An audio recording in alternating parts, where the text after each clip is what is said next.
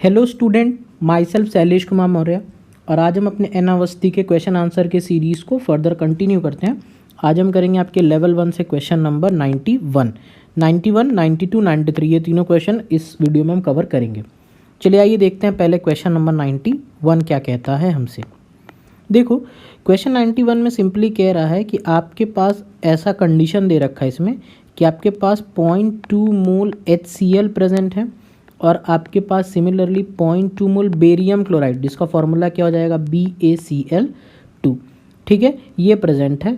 इन दोनों को ऐड किया जा रहा है, एक सोल्यूशन बनाया जा रहा है जिसमें 0.2 मोल HCl और 0.2 मोल BaCl2 डाला जा रहा है। और जैसे ये मान लीजिए एक कंटेनर है जिसमें ये दोनों चीज़ें इस तरह से ऐड की जा रही हैं और इस सॉल्यूशन का जो वॉल्यूम है ना, इस सॉल्यूशन का जो वॉल्यूम है वो रखा जा रहा है 500 ml। तो इसको मैं लीटर में कन्वर्ट करता हूँ जिसको बोला जाएगा 0.5 लीटर।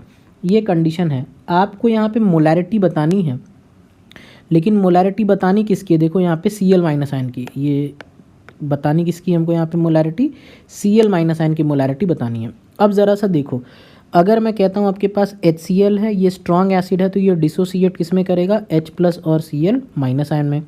सिमिलरली अगर आपके पास यहाँ पे बेरियम क्लोराइड है, या इसको थोड़ा सा नीचे लिख लेते हैं, देखिए यहाँ पे अगर आपके सामने यहाँ पे बेरियम क्लोराइड है इस तरह से, तो ये किस में डिसोसिएट करेगा? ये डिसोसिएट करेगा Ba2+ + 2Cl माइनस आयन में। ठीक, तो अगर यहाँ पे अब आप ध्यान से देखो, अगर यहाँ पे इसके 1 मोल हैं तो इसके भी 1 मोल बनेंगे, इसके भी 1 मोल बनेंगे। अगर बेरियम क्लोराइड का आपने 1 मोल लिया तो 1 मोल Ba2+ का बनेगा और यहाँ पे 2 मोल बन जाएंगे Cl माइनस आयन के। तो अगर आपने यहाँ पे HCl लिया था 0.2 मोल, तो यहाँ से जो Cl माइनस आयन निकलेगा वो कितने मोल निकलेंगे? 0.2 मोल निकलेंगे। और यहाँ पे आपने 0.2 मोल BaCl2 लिया है, तो यहाँ से Cl माइनस आयन के कितने मोल निकलेंगे? 0.4 मोल आपके निकल जाएंगे। ये चीज़ आपको समझ में आ रही है, क्योंकि यहाँ पे ये दुगना हो जा रहा है। तो अगर आपसे पूछा जाए कि टोटल मोल बताइए, total mole of Cl minus ion, तो आप क्या बोलोगे? 0.4 + 0.2 ये कितने हो जाएंगे? 0.6 मोल हो जाएगा आपके सामने।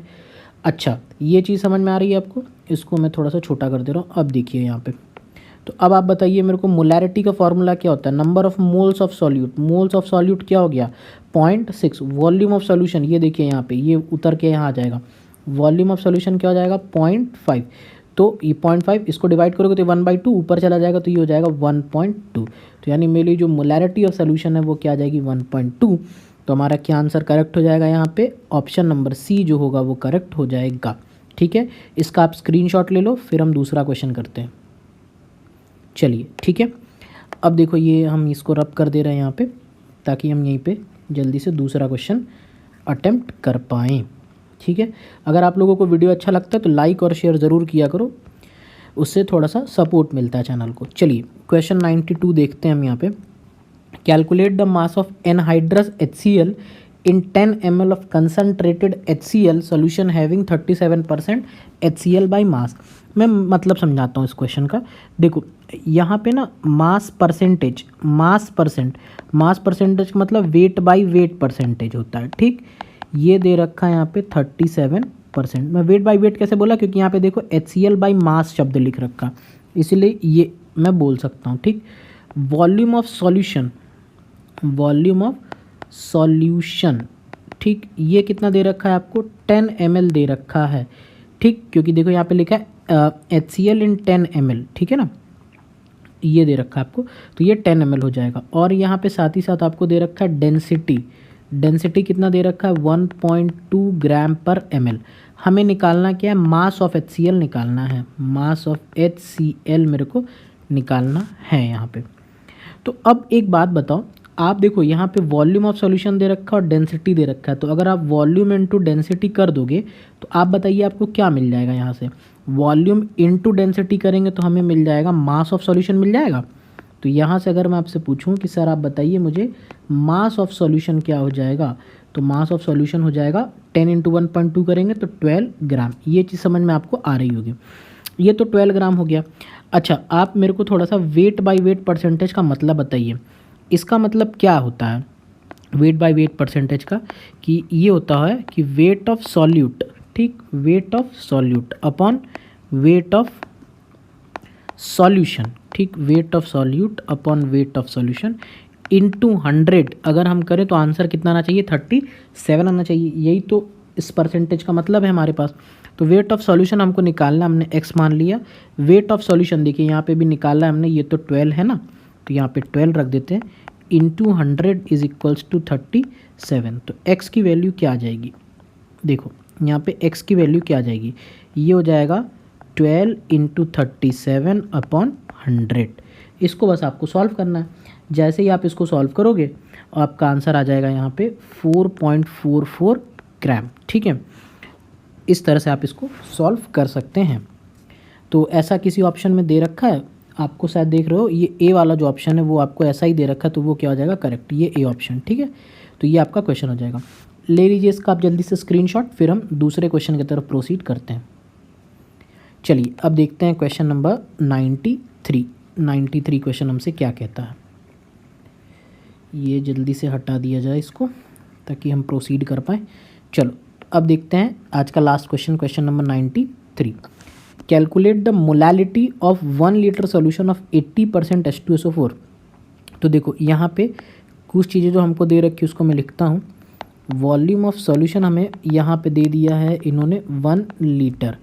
ठीक, यहाँ पे परसेंटेज वेट बाय वॉल्यूम ये दे रखा है 80%। ठीक, और आपको डेंसिटी ऑफ सॉल्यूशन भी दे दिया इन्होंने, density of solution which is equals to 1.80 gram पर ml। हमें क्या निकालना, हमें स्मॉल m निकालना है, यानी मोलैलिटी निकालनी है। ध्यान से देखा करो क्वेश्चन को आप, मोलैलिटी की बात की गई है क्वेश्चन में। अब देखते हैं इस क्वेश्चन को कैसे प्रोसीड किया जाएगा।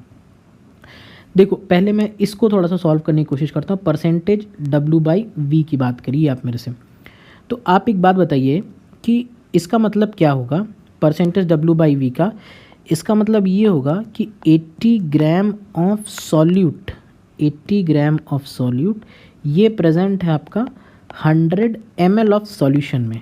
ठीक, ये हम कहते हैं परसेंटेज W/V का मतलब यही है, 80 gram of solute present in 100 ml of solution.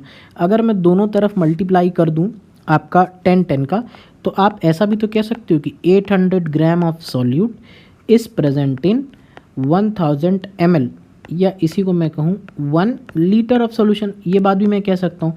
अब दिमाग में क्वेश्चन आ रहा होगा कि सर आपने 1000 ml या 1 लीटर क्यों किया, 10 का मल्टीप्लाई क्यों किया, क्योंकि यहाँ पे आप देखो क्वेश्चन में हमें 1 लीटर के लिए बात किया हुआ है। ये चीज़ें बात दिख रहा है आपको, तो ये चीज़ हो जाएगी। अच्छा, और एक चीज़ यहाँ पे आप देखने की कोशिश करिए, ये चीज़ आप लिख सकते हो। अच्छा, यहाँ पे हमने ये ले लिया 1 लीटर ऑफ सोल्यूशन, तो क्या इस 1 लीटर सोल्यूशन का आप मास मेरे को बता सकते हो? हाँ, ऑलरेडी आप बता सकते हो। वॉल्यूम इनटू डेंसिटी अगर मैं कर दूंगा तो ये मुझे क्या दे देगा, मास ऑफ सॉल्यूशन दे देगा। ठीक है ना, मेरे को वॉल्यूम पता है सॉल्यूशन का और मेरे को डेंसिटी क्वेश्चन में दे रखी है, तो मैं अगर दोनों को मल्टीप्लाई कर दूँ तो मेरे को मास पता चल जाएगा। वॉल्यूम ऑफ सॉल्यूशन है 1000, डेंसिटी दे रखी है 1.8 ग्राम पर ml, और ये वाला वॉल्यूम भी किस में था, ml में। तो यानी यहाँ से जो मास ऑफ सॉल्यूशन आना है वो आना है 1800 ग्राम ऑफ सॉल्यूशन, ये मेरे पास यहाँ पे प्रेजेंट है। ठीक, तो देखो ये हो गया। अब देखिएगा ध्यान से, यहाँ पे देखिए ये है मेरे पास सॉल्यूशन यहाँ पे, और यहाँ पे है सॉल्यूट। तो आप क्या मुझे सॉल्वेंट का मास बता सकते हैं? सॉल्वेंट का ऑब्वियसली आप बोल दोगे सॉल्यूशन में से सॉल्यूट घटा दूंगा, तो आप बोलोगे कि mass of solution minus mass of solute अगर कर दिया जाए तो आंसर आ जाएगा। तो ये आपका दे रखा है क्वेश्चन में 1800, यहाँ पे 800, तो ये हो जाएगा 1000 ग्राम। तो अब देखो क्वेश्चन की तरफ हम एकदम फाइनल कंप्लीशन पे पहुँच चुके हैं। आपको क्वेश्चन में क्या बोला था, मोलैलिटी निकालने के लिए। ठीक, मोलैलिटी क्या होता है, number of moles of solute. तो मोल्स ऑफ सॉल्यूट को मैं ऐसे भी लिख सकता हूँ कि mass of solute upon molar mass of solute, molar mass of solute upon mass of solvent in kg। तो मैं ये लिख देता हूँ ये इधर पे 1 अपॉन मास ऑफ सॉल्वेंट जो कि होना चाहिए इन kg। यही तो फॉर्मूला है हमारा। मास ऑफ सॉल्यूट, अब देखो मैं हाईलाइट करके आपको दिखा दे रहा हूँ। मास ऑफ सॉल्यूट, ये देखो यहाँ पे कितना मास प्रेजेंट है, 800 ग्राम्स। ठीक, तो एक सेकेंड, ये हो गया 800 ग्राम। मोलर मास ऑफ सॉल्यूट, हमें क्वेश्चन बात करा था H2SO4 के लिए, देख रहे हो ना, H2SO4 के लिए। तो H2SO4 का सबको मास पता होता है 98। सेम मास एक और बहुत ही फेमस कंपाउंड का होता है H3PO4, ये भी याद रख सकते हैं। तो 1 अपन mass of solvent in kg, तो यहाँ पे मास ऑफ सॉल्वेंट कितना है 1000, तो उसको केजी में कन्वर्ट करोगे तो 1 ही आ जाएगा।